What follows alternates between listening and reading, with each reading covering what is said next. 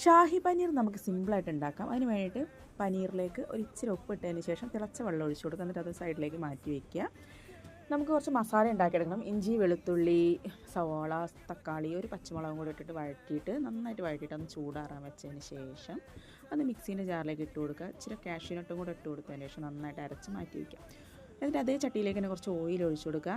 ചെറിയ ജീരകം ഇട്ട് കൊടുക്കുക. കാശ്മീരി മുളക് പൊടി ഇട്ടിട്ട് ഒന്ന് മൂപ്പിച്ചതിന് ശേഷം സാദാ മുളക് പൊടിയും ഇച്ചിരി മഞ്ഞൾപ്പൊടിയും കൂടി ഇട്ടിട്ട് അത് മൂത്ത് വന്നതിന് ശേഷം നമുക്ക് എന്താ ഒഴിച്ചു കൊടുക്കാം? അരച്ച് വെച്ചിരിക്കുന്നില്ലേ, ആ ഒരു പേസ്റ്റ് ഒഴിച്ചു കൊടുക്കാം. എന്നിട്ട് മിക്സീൻ്റെ ജാറിലേക്ക് നമ്മൾ കറിക്ക് ആവശ്യമുള്ള വെള്ളം ഒഴിച്ചു കൊടുത്ത് ഒന്ന് മിക്സ് ചെയ്തതിന് ശേഷം ആ വെള്ളം കൂടെ ഒഴിച്ചു കൊടുത്തിട്ട് ഗരം മസാല ഇട്ടിട്ട് നന്നായിട്ട് തിളപ്പിക്കുക. അതിലേക്ക് നമ്മൾ ആവശ്യത്തിനുള്ള ഉപ്പ് ഇട്ട് കൊടുക്കണം. ഒരിത്തിരി പഞ്ചസാര ഇട്ട് കൊടുത്തിട്ട് നന്നായിട്ട് തിളപ്പിക്കുക.